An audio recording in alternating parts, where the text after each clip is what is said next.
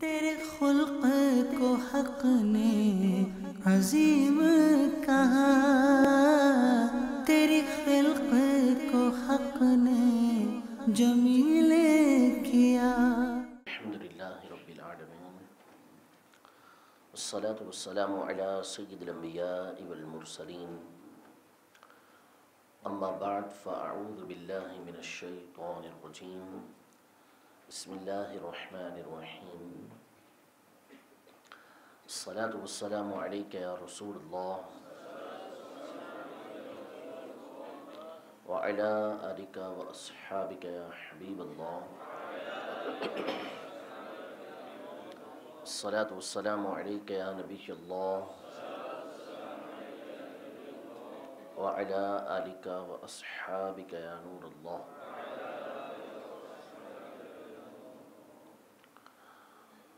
الشفاء بتعریف حقوق المصطفیٰ صلی اللہ تعالی علیہ وآلہ وسلم کا درس ہمارا جاری ہے۔ نبی کریم صلی اللہ تعالی علیہ وآلہ وسلم کی شفاعت کے حوالے سے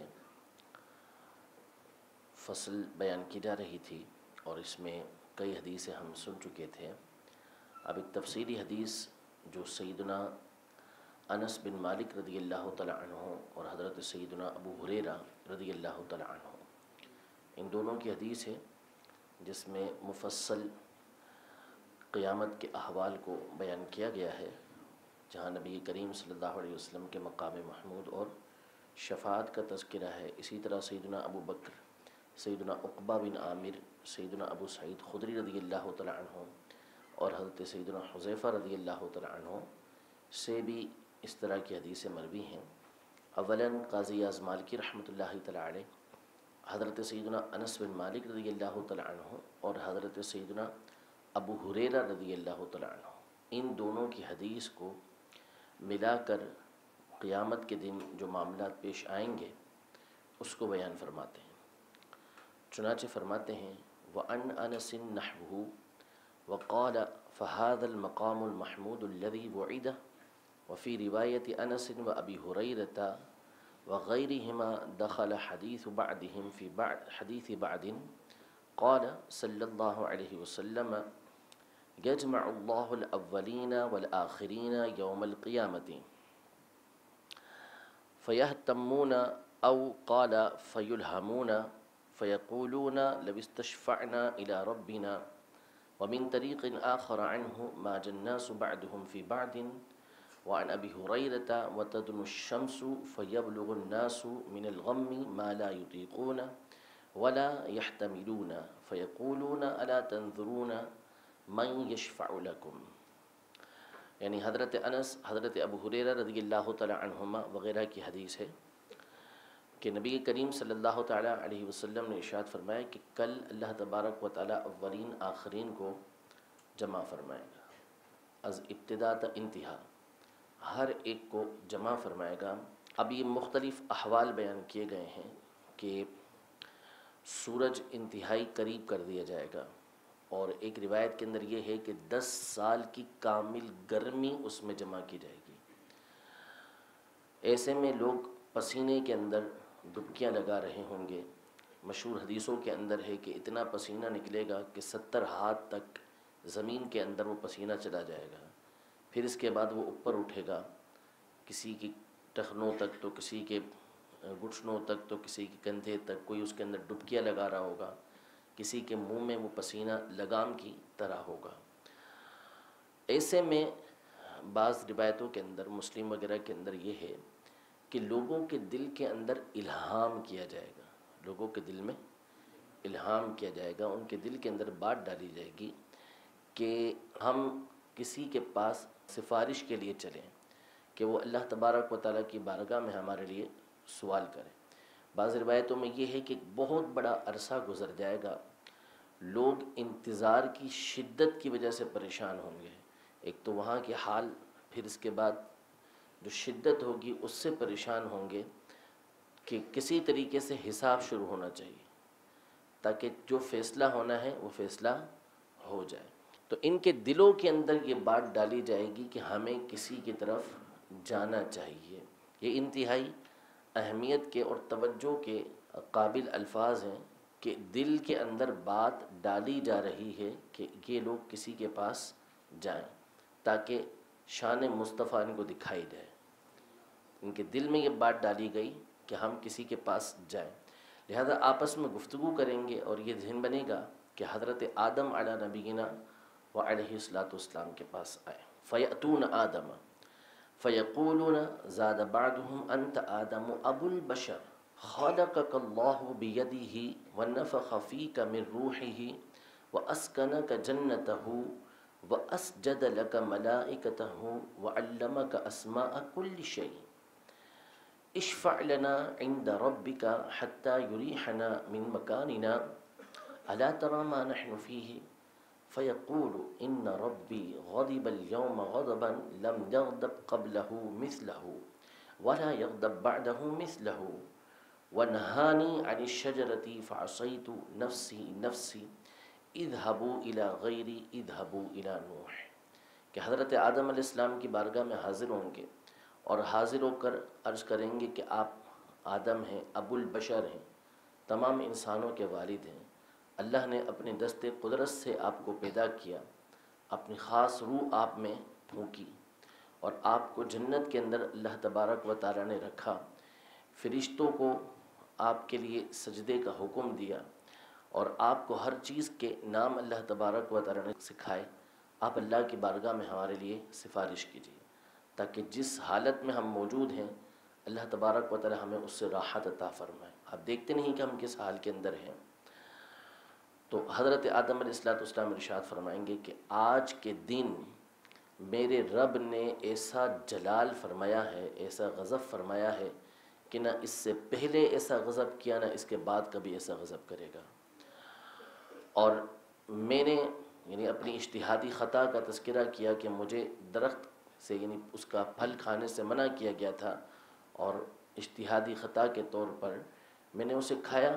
نفسی نفسی، آج مجھے اپنی جان کی پرواہ ہے، اپنی بچت کرنی ہے، تم کسی اور کے پاس جاؤ. اذهبوا الى نوح، نوح کے پاس جاؤ. فیأتون نوحا، اب یہ لوگ سارے نوح علیہ السلام کے پاس آئیں گے. فیقولون انت اول الرسل الى اہل الارض وسماک اللہ عبدا شکورا الا ترى ما نحن فيه الا ترى ما بلغنا الا تشفع لنا الى ربك فيقول ان ربي غضب اليوم غضبا لم يغضب قبله مثله ولا يغضب بعده مثله نفسي نفسي. قال في رواية أنس ويذكر خطيئته التي أصاب سؤاله ربه بغير علم. وفي رواية أبي هريرة رضي الله تعالى عنه وقد كانت لي دعوة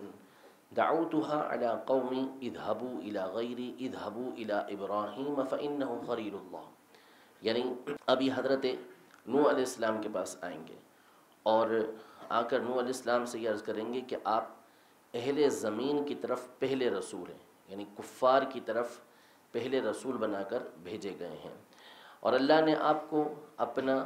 عبد شکور فرمایا ہے، شکر گزار بندہ فرمایا ہے. آپ دیکھیں ہم کس حالت کے اندر ہیں، کیا ہمیں پہنچا ہوا ہے، کیسی تکلیفیں پہنچی ہوئی ہیں، تو آپ اللہ کی بارگاہ میں ہماری سفارش کیوں نہیں کرتے.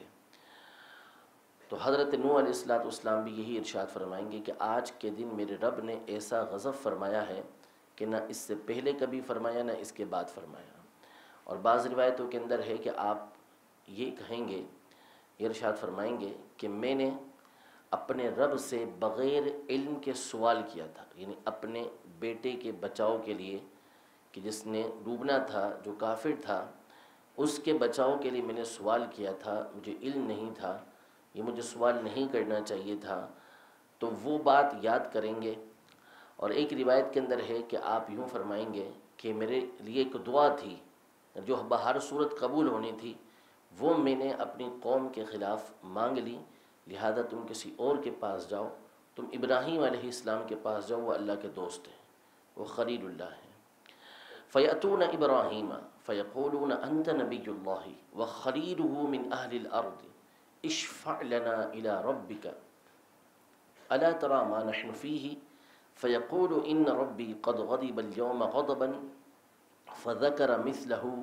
ويذكر 3 كلمات كذبهن نفسي نفسي لست لها ولكن عليكم بموسى فإنه كريم الله وفي رواية فإنه عبد آتاه الله التوراة وكلمه وقربه نجيا. یعنی ابراہیم علیہ السلام کے پاس آئیں گے تو وہ بھی اسی طرح کی گفتگو فرمائیں گے اور کہیں گے کہ میں نے 3 باتیں کہی تھیں جو توریے کے طور پہ تھیں، یعنی جھوٹ نہیں تھی، توریہ تھا، لیکن ان 3 باتوں کو یاد کریں گے، فرمائیں گے نفسی نفسی، آج مجھے اپنی ہے، لہذا تم کسی اور کے پاس جاؤ، تم موسیٰ علیہ السلام کے پاس جاؤ کہ وہ اللہ تبارک و تعالیٰ کے کلیم ہیں، اللہ تبارک و تعالیٰ کے ایسے بندے ہیں کہ جن کو اللہ تبارک و تعالیٰ نے توریت عطا کی اور ان سے اللہ تبارک و تعالیٰ نے کلام کیا اور ان سے اللہ تبارک و تعالیٰ نے سرگوشی، یعنی اللہ تبارک و تعالیٰ نے ان سے راز و نیاز کی باتیں فرمائی ہیں. قال فیأتون موسیٰ فیقول لست لها ویذکر خطیئته التي اصاب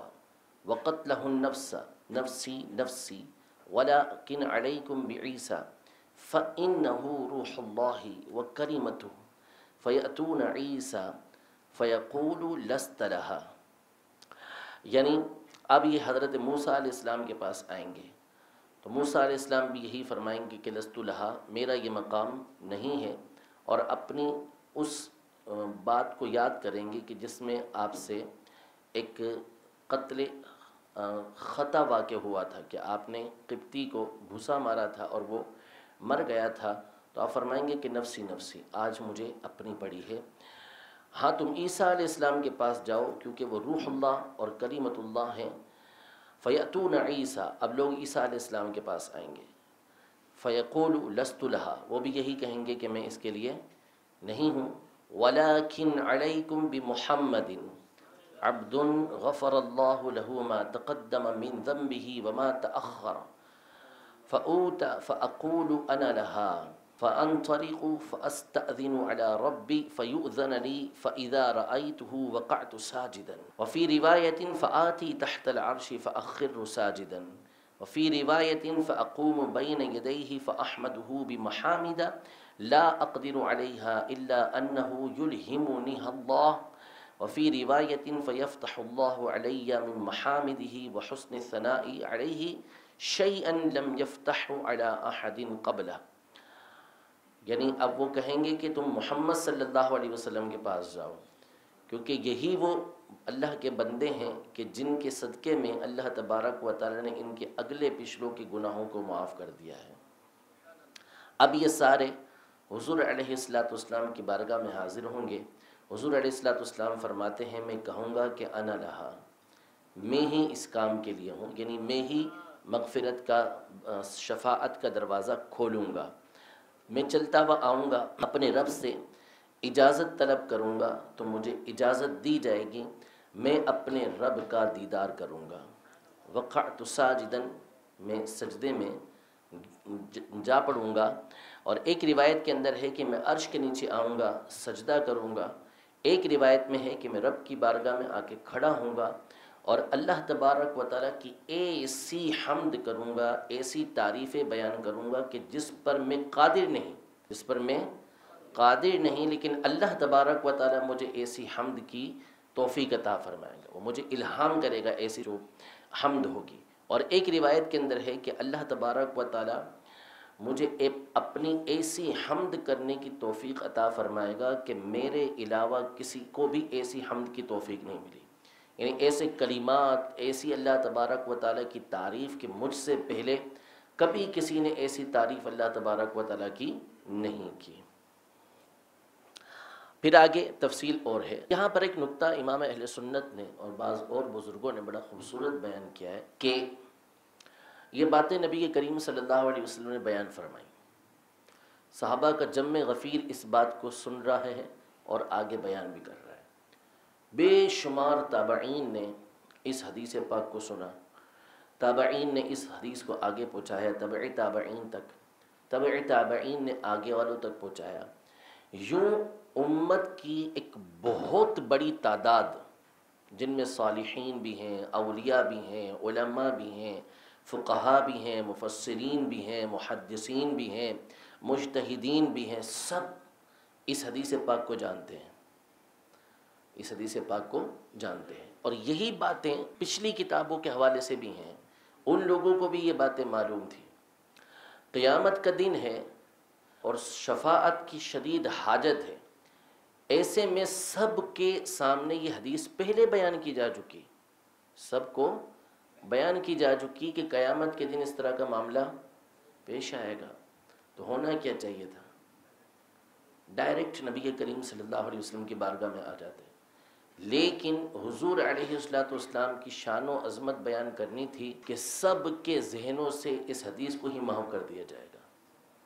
اس گفتگو کو محو کر دیا جائے گا، اور ان کے دل کے اندر یہ بات ڈالی جائے گی کہ پہلے آدم علیہ السلام کے پاس آؤ، پھر نوح علیہ السلام کے پاس آؤ، پھر ابراہیم علیہ السلام کے پاس آؤ، پھر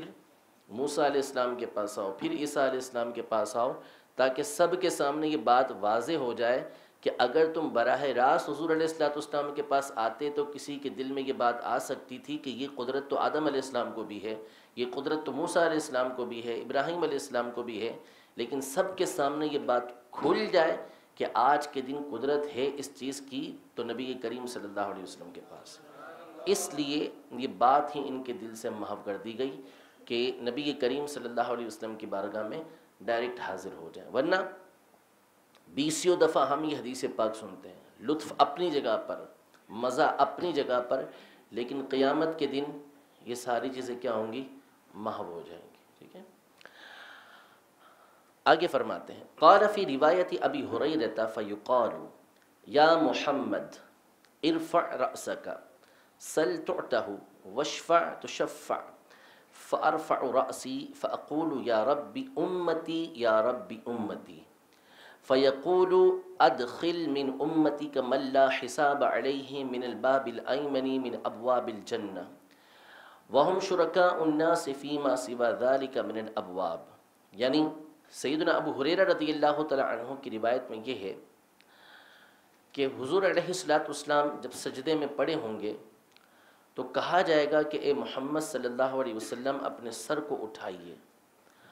اب سوال کیجئے، آپ کو آپ کے سوال کا جواب دیا جائے گا، نہیں جو مانگیں گے دیا جائے گا، آپ شفاعت کیجئے، آپ کی شفاعت قبول کی جائے گی۔ حضور علیہ السلام فرماتے ہیں کہ میں اپنے سر کو اٹھاؤں گا اور اللہ کی بارگاہ میں عرض کروں گا یا رب امتی یا رب امتی، اے میرے رب میری امت، اے میرے رب میری امت۔ تو اللہ تبارک و تعالیٰ فرمائے گا کہ اپنی امت میں سے ان لوگوں کو کہ جن پر کوئی حساب نہیں، ان کو جنت کے دروازوں میں سے سیدھے دروازے سے داخل کر دو، اور یہ باقی یعنی ان کے علاوہ جو دوسرے ہیں، دوسرے لوگوں کے ساتھ دیگر دروازوں سے جائیں گے، یعنی جن پر حساب نہیں وہ سیدھے دروازے سے داخل ہو جائیں گے، اور باقی لوگ دوسری امتوں کے ساتھ دوسرے دروازوں سے اندر داخل ہوں گے، یعنی دوسرے دروازوں میں یہ بھی شریک ہیں اور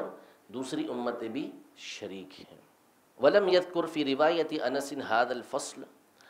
وَقَالَ مَكَانَهُ ثُمَّ أَخِرُّ سَاجِدًا فَيُقَالُ لِي يَا مُحَمَّدُ ارْفَعْ رَأْسَكَ وَقُلْ يُسْمَعْ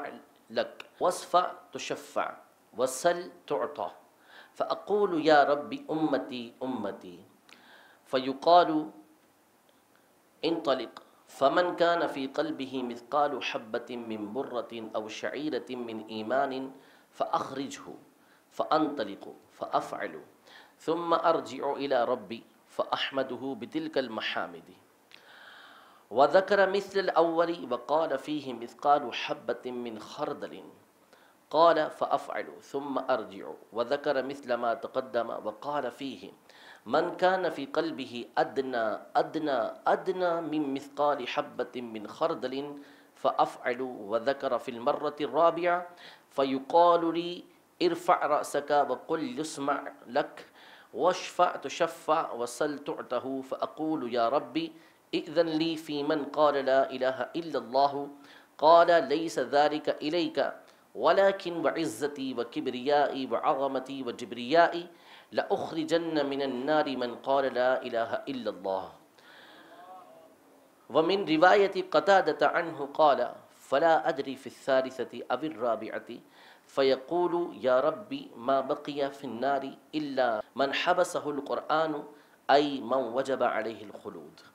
یعنی حضرت انس رضی اللہ تعالیٰ عنہ کی حدیث کے اندر یہ الفاظ ہیں کہ جب آپ سجدے میں ہوں گے تو آپ سے کہا جائے گا کہ اے محمد صلی اللہ علیہ وسلم اپنے سر کو اٹھائیے، آپ فرمائیے، آپ کی بات کو سنا جائے گا، آپ شفاعت کیجیے، آپ کی شفاعت کو قبول کیا جائے گا، آپ سوال کریں آپ کو عطا کیا جائے گا۔ حضور علیہ الصلوۃ والسلام یہی عرض کریں گے، اے میرے رب میری امت میری امت۔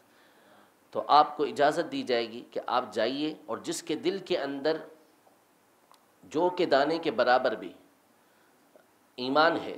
اس کو آپ نکال لیجیے، یعنی جہنم میں جو جا چکا ہے اس کو آپ نکال لیں۔ تو آپ جائیں گے اور اسی طرح کریں گے، پھر دوبارہ اللہ کی بارگاہ میں حاضر ہوں گے، بہترین حمد بیان کریں گے، اور پہلی بار جیسے آپ کو کہا گیا تھا ویسے ہی آپ سے دوبارہ کہا جائے گا، اور اس میں یہ ہے کہ جس کے دل کے اندر رائے کی دانے کے برابر بھی ایمان ہے اس کو باہر نکال لیجیے۔ پھر دوبارہ حضور علیہ الصلوۃ والسلام بارگاہ رب العزت میں حاضر ہوں گے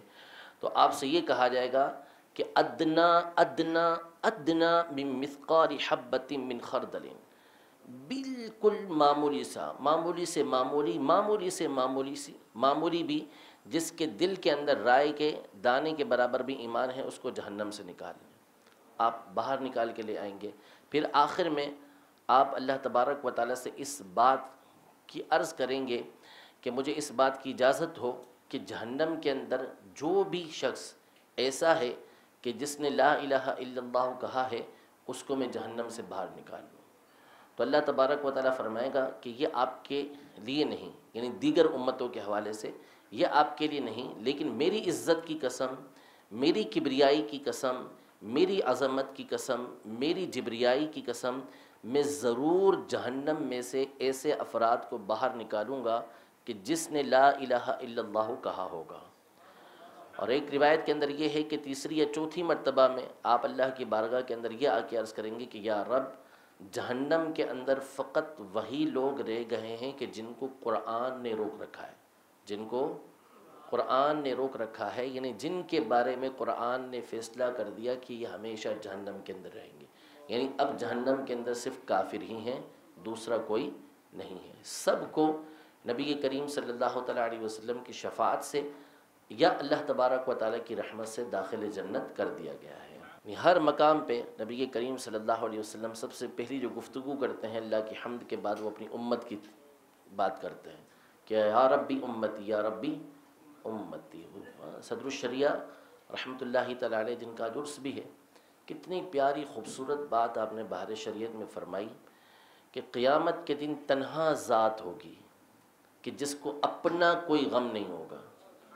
ہر ایک کو غم ہوگا، ہر ایک کو پریشانی ہوگی کہ میں بخشا جاؤں،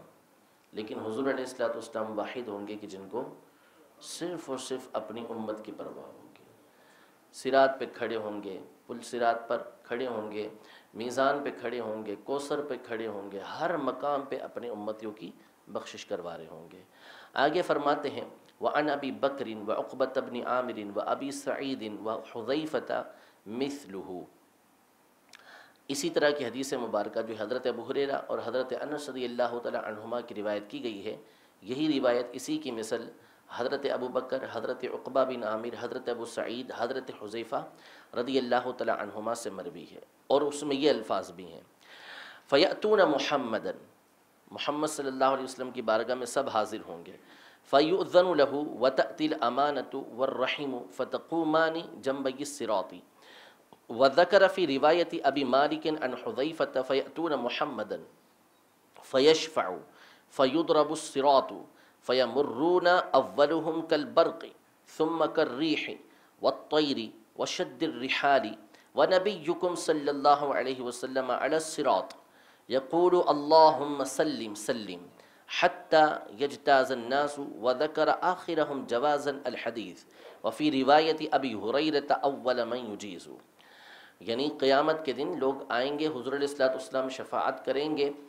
تو امانت اور رحم یہ بھی آئیں گے اور پر صراط کے دونوں جانب کھڑے ہو جائیں گے، یعنی مطلب یہی کہ جس نے امانت داری سے کام لیا، جس نے صلہ رحمی کی اس کو فائدہ ہوگا، اور جس نے ان کے خلاف کیا اس کو نقصان ہوگا۔ پل صراط رکھ دیا جائے گا اور اس پر سے لوگ گزریں گے۔ ایک روایت میں یہ کہ سب سے پہلے نبی کریم صلی اللہ علیہ وسلم وہاں سے گزریں گے، پھر جو گروہ وہاں سے گزریں گے ان کے بارے میں فرماتے ہیں کہ سب سے پہلا جو گروہ گزرے گا وہ گویا کہ بجلی کی طرح گزر جائے گا، پھر کوئی تیز ہوا کی طرح گزرے گا، کوئی پرندے کی طرح گزرے گا، کوئی تیز سواری کی طرح گزرے گا۔ فرماتے ہیں اور تمہارے نبی صلی اللہ علیہ وسلم پل صراط پر کھڑے ہوں گے، صراط پر کھڑے ہوں گے اور اللہ کی بارگاہ میں عرض کر رہے ہوں گے کہ اللہم سلم سلم، اے اللہ سلامتی فرما، اے اللہ سلامتی فرما، یعنی میری امت کو سلامتی کے ساتھ پل صراط سے گزار دے، یہاں تک کہ تمام کے تمام لوگ، یعنی آپ کی امت کے تمام لوگ اس پل صراط کے اوپر سے گزر جائیں گے۔ آگے انتہائی خوبصورت حدیث نبی کریم صلی اللہ علیہ وسلم کی بیان کی ہے کہ حضور علیہ الصلوۃ والسلام اپنی امت سے کس قدر محبت کرتے ہیں۔ فرماتے ہیں وعن ابن عباس رضی اللہ تعالی عنہ صلی اللہ تعالی علیہ وآلہ وسلم، حضرت ابن عباس رضی اللہ تعالی عنہما نبی کریم صلی اللہ علیہ وسلم سے روایت کرتے ہیں، حضور علیہ الصلوۃ والسلام نے فرمایا یودع للانبیاء منابر، قیامت کے دن انبیاء کے لیے ممبر بچھائے جائیں گے، اور ایک روایت میں سونے کے ممبر بچھائے جائیں گے، یجلسون علیہا، تمام کے تمام انبیاء کرام علیہم السلام اس پر تشریف فرما ہوں گے، وَيَبْقَى مِنْبَرِي لَا أَجْلِسُ عَلَيْهِ قَائِمًا بَيْنَ يَدَيْ رَبِّي مُنْتَصِبًا، لیکن میرا ممبر خالی ہوگا اور میں اللہ کی بارگاہ میں کھڑا ہوں گا، بیٹھوں گا نہیں، مسلسل کھڑا رہوں گا۔ اور دیگر روایتوں کے اندر ہے، الفاظ یہ ہیں کہ اس خوف کی وجہ سے کہ کہیں ایسا نہ ہو کہ مجھے جنت میں بھیج دیا جائے، اس خوف کی وجہ سے کہ کہیں ایسا نہ ہو کہ مجھے جنت میں بھیج دیا جائے اور میری امت پیچھے رہ جائے، میری امت پیچھے رہ جائے۔ اللہ اکبر۔ فیقول اللہ تبارک و تعالی، اللہ تبارک و تعالی جو سب کچھ جانتا ہے اس کے باوجود فرمائے گا ما تريد ان اصنع بامتک، آپ کیا چاہتے ہیں کہ میں آپ کی امت کے ساتھ کیا معاملہ فرماؤں؟ فاقول، میں اللہ کی بارگاہ میں عرض کروں گا یا ربی عجل حسابہم فیدعا بہم فیحاسبون، اللہ تبارک و تعالی حضور علیہ الصلوۃ والسلام کی دعا کو فوراً قبول فرمائے گا، اور اللہ تبارک و تعالیٰ کی بارگاہ میں حضور علیہ الصلوۃ والسلام عرض کریں گے کہ اے میرے رب میری امت کا حساب جلدی لے لے، لہٰذا امت کو بلایا جائے گا، ان کا حساب لیا جائے گا۔ فَمِنْهُمْ مَنْ يَدْخُلُ الْجَنَّةَ بِرَحْمَتِي، ان میں سے وہ ہوں گے کہ جو اللہ تبارک و تعالیٰ کی رحمت سے جنت میں داخل ہو جائیں گے۔ وَمِنْهُمْ مَنْ يَدْخُلُ الْجَنَّةَ بِشَفَاعَتِي، اور ان میں سے بہت سے وہ ہوں گے کہ جو میری شفاعت سے جنت میں داخل ہوں گے۔ شفاعت سب کو ملے گی، شفاعت سب کو ملے گی، شفاعت کبریٰ سے تو کوئی بھی محروم نہیں، حتیٰ کہ کفار، حتیٰ کہ شیطان بھی نہیں، کیونکہ شفاعت کبریٰ یہ وہ ہے کہ جس کی وجہ سے حساب کتاب شروع ہوگا۔ باب شفاعت جب کھلے گا شفاعت کبریٰ کا تو یہ وہ ہوگا کہ جس کی وجہ سے حساب کتاب شروع ہوگا، لوگوں کو انتظار کی تکلیف سے نجات ملے گی، لوگوں کو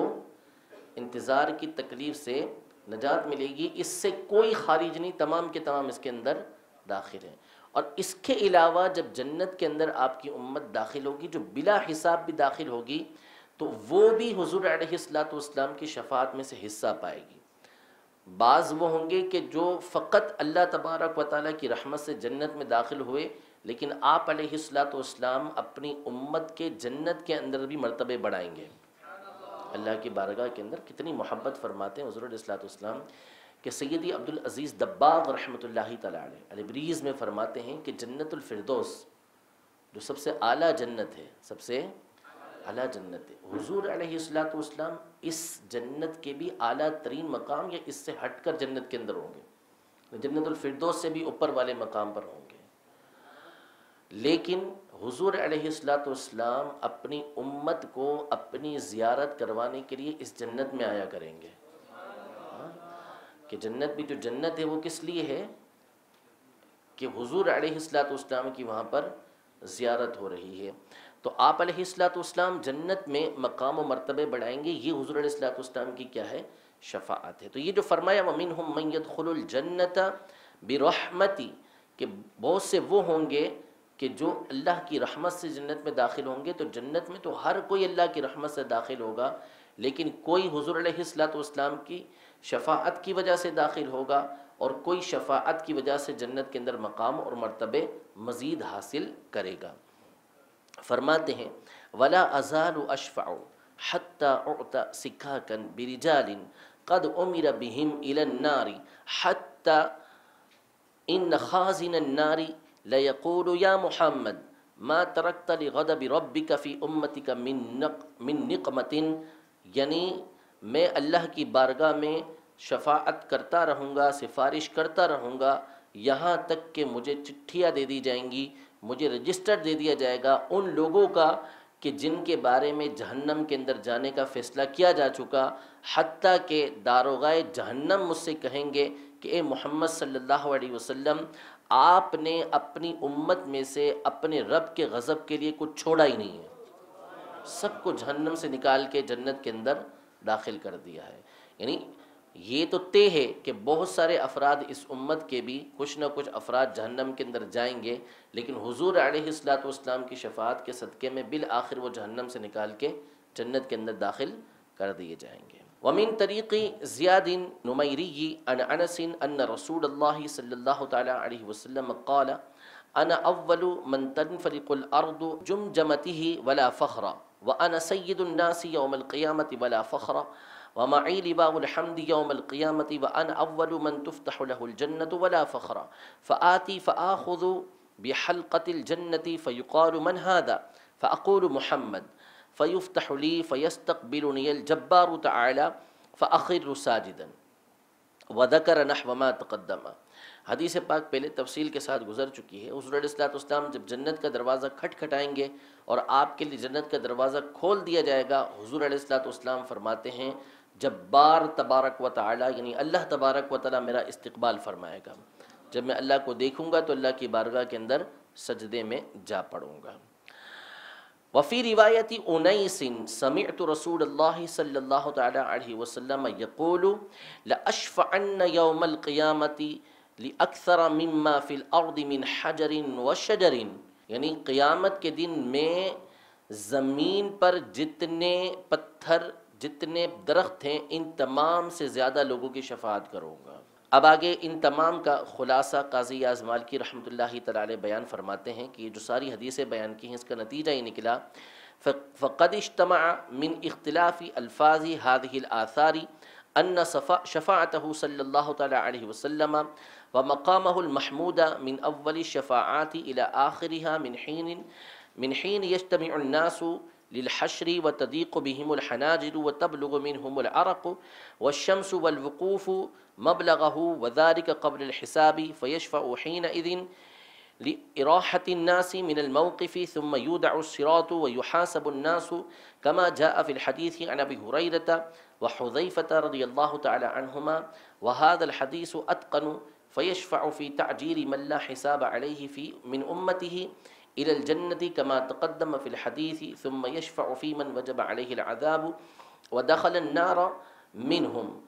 حسب ما تقتضيه الأحاديث الصحيحة ثم في من قال لا إله إلا الله وليس هذا لسواه صلی اللہ تعالی علیہ وآلہ وسلم. یعنی تمام کا خلاصہ یہ کہ نبی کریم صلی اللہ علیہ وسلم اول مقام سے لے کر آخر تک شفاعت ہی کرتے رہیں گے. ابتدا نبی کریم صلی اللہ علیہ وسلم فرمائیں گے اور آخر تک نبی کریم صلی اللہ علیہ وسلم شفاعت فرماتے رہیں گے، حتیٰ کہ جس کے دل کے اندر لا الہ الا اللہ ہوگا یعنی آپ کی امت میں سے، تو حضور علیہ السلام اس کی بھی شفاعت فرمائیں گے. یہ مقام و مرتبہ صرف اور صرف نبی کریم صلی اللہ تعالی علیہ وآلہ وسلم کو حاصل ہوا ہے. آگے یہ بحث فرما رہے ہیں کہ ایک مشہور حدیث مبارکہ میں ہے نبی کریم صلی اللہ تعالی علیہ وسلم نے یہ ارشاد فرمایا کہ ہر نبی کی ایک دعا ہوتی ہے، ہر نبی کی ایک دعا ہوتی ہے کہ جو اس نے مانگ لی، جو اس نے مانگ لی، اور میں نے اپنی دعا کو چھپا کے رکھا ہے شفاعۃ لامتی یوم القیامہ، کہ اپنی امت کی شفاعت کے لیے قیامت کے دن۔ اس کا ایک معنی علماء یہ بیان کرتے ہیں، اہل علم جیسے قاضی اعظم مالکی رحمۃ اللہ تعالی علیہ خود اس بات کو بیان فرما رہے ہیں کہ یہ وہ دعا ہے کہ جس کے بارے میں انبیاء کرام علیہم السلام سے فرما دیا گیا کہ یہ دعا، کوئی ایک دعا مانگ لیں، بہر صورت ان کی یہ دعا قبول ہوگی۔ انبیاء کرام علیہم السلام کی ویسے دین دنیا آخرت کے بارے میں کثیر دعائیں قبول ہوتی ہیں، کثیر دعائیں، لیکن یہ بین الرجاء والخوف، یہ کیا ہے؟ خوف اور امید کے درمیان ہوتی ہیں۔ لیکن ایک دعا کے بارے میں کہہ دیا گیا کہ جو مانگو گے وہ دعا تمہاری قبول کر لی جائے گی۔ تو ہر نبی نے اس دعا کو مانگ لیا، لیکن نبی کریم صلی اللہ تعالیٰ علیہ وآلہ وسلم نے اس دعا کو بچا کر رکھا، وہ دعا نہیں مانگی۔ یعنی طائف کے میدان میں جہاں پر آپ کو زخمی کیا گیا، اس قدر تکلیفیں دی گئیں، اگر آپ چاہتے تو ملک الجبال تو اس وقت حاضر دربار ہو چکے تھے، آپ اگر چاہتے تو آپ فرماتے کہ دونوں پہاڑوں کو ان کے اوپر ڈال دیا جائے، اہل مکہ کے اوپر پہاڑ ڈال دیے جائے، لیکن نبی کریم صلی اللہ تعالیٰ علیہ وسلم نے اس تکلیف کو برداشت کیا اور اس وقت بھی ان کے خلاف دعا نہیں کی۔ نبی کریم صلی اللہ تعالیٰ علیہ وسلم نے چاہتے تو دعا مانگ لیتے، چاہتے تو دعا مانگ لیتے، دعا قبول ہوتی، لیکن اس دعا کو اپنی اس امت کے لیے بچا کے رکھا حضور علیہ السلام۔ فرماتے ہیں اسی حوالے سے خلاصہ میں نے بیان کر دیا، وفی الحدیث المنتشر الصحیح لکل نبی دعوت یدعو بها واختبأت دعوتی شفاعۃ لامتی یوم القیامہ، قال اہل العلم معناه دعوت اعلم انها تستجاب لهم ويبلغ فيها مرغوبهم وإلا فكم لكل نبي منهم من دعوة مستجابة وَلِنَبِيِّنَا صلی اللہ علیہ وسلم منها ما لا يعد، یعنی حضور علیہ السلام کی اپنی کتنی دعا ہیں کہ جو دعا کی اللہ تبارک و تعالی نے قبول فرما لی، لیکن حالهم عند الدعاء بها بین الرجاء والخوف، لیکن ان تمام دعاؤں کا معاملہ کیا تھا کہ یہ رجاء، امید اور خوف کے درمیان تھی۔ وَضُمِنَتْ لَهُمْ إِجَابَةُ دَعْوَةٍ فيما شاءه يدعون بها على يقين من الإجابة، وقد قال محمد بن زياد وأبو صالح عن أبي هريرة في هذا الحديث لكل نبي دعوة دعا بها في أمته فاستجيب له وأنا أريد أن أؤخر دعوتي شفاعة لأمتي يوم القيامة۔ یعنی ایک حدیث کے الفاظ یہ ہیں کہ ہر نبی کی ایک ایسی دعا ہوتی ہے کہ جو وہ اپنی امت کے حق میں مانگے تو وہ قبول ہی ہوتی ہے۔ تو سب نے مانگ لی، لیکن میں نے اپنی اس دعا کو مؤخر رکھا تاکہ قیامت کے دن اپنی امت کی شفاعت کر سکوں۔ وفی روایت ابی صالح لکل نبی دعوت مستجابۃ فتعجل کل نبی دعوتہ، ونحوہ فی روایت ابی زرعۃ عن ابی ہریرۃ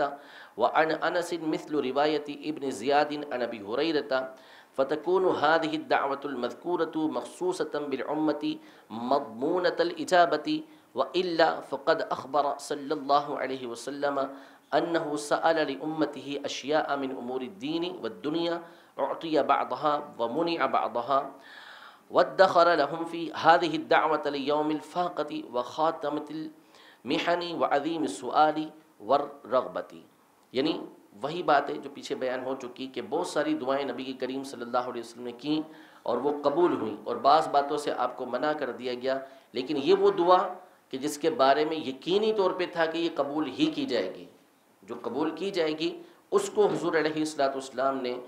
قیامت کے دن، کہ جو محتاجی کا دن ہوگا، تمام کی تمام مشکلات کا دن ہوگا، اور اس وقت سوال کی بہت بڑی حاجت ہوگی، تو نبی کریم صلی اللہ علیہ وسلم نے اس دن کے لیے اس دعا کو بچا کے رکھا۔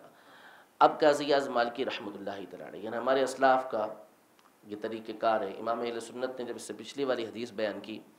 اپنی کتاب اسماع الاربعین کے اندر، اسماع الاربعین فی حدیث شفاعت سید المحبوبین، تو اس حدیث کو بیان کر کے بے اختیار اعلیٰ حضرت کا گویا کہ قلم چل پڑا، صلی اللہ علیہ یا رسول اللہ، یا رسول اللہ آپ پر اللہ کی رحمتیں ہوں، کہ اتنی محبت ہم سے آپ فرماتے ہیں۔ یہاں پہ بھی قاضی اعظم مالکی رحمۃ اللہ تعالی علیہ اس شفاعت کا تذکرہ کر کے بے اختیار پکار اٹھے کہ جزاہ اللہ احسن ما جزا نبیا عن امتہ وصلی اللہ علیہ وسلم کثیرا، کہ اللہ تبارک و تعالی حضور علیہ والسلام کو ان تمام جزاؤں میں سب سے بہتر جزا عطا فرمائے جو کسی نبی کو اس کی امت کی طرف سے عطا فرماتا ہے، اور اللہ تبارک و تعالی حضور علیہ والسلام پر کثیر رحمت برکتیں نازل فرمائے۔ رب العزت جل وعلا ہم سب کو بھی نبی کریم صلی اللہ تعالیٰ علیہ وسلم کی شفاعت میں سے حصہ عطا فرمائے، اور حضور علیہ والسلام کی رضا خوشی والے کام اللہ تبارک و تعالیٰ ہمیں کرنے کی توفیق عطا فرمائے۔ اگلی فصل انشاءاللہ تبارک و تعالیٰ اگلے سلسلے میں سنیں گے۔ بہت خوبصورت فصل ہے یہ بھی، کہ جس میں نبی کریم صلی اللہ علیہ وسلم کی فضیلت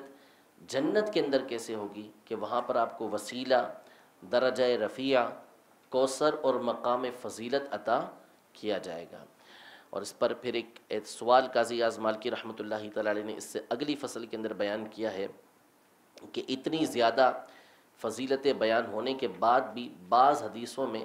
جو ایک دوسرے پر فضیلت دینے سے منع کیا گیا ہے، اس کا معنی کیا ہے، وہ انشاءاللہ تبارک و تعالیٰ اگلے درس میں سنیں گے۔ رب العزت جل وعلا ہم سب کو نبی کریم صلی اللہ تعالیٰ علیہ وسلم کی محبت سے مالا مال فرمائے، آمین بجاہ النبی الامین صلی اللہ تعالیٰ علیہ وآلہ وسلم۔ تیرے خلق کو حق نے عظیم کہا،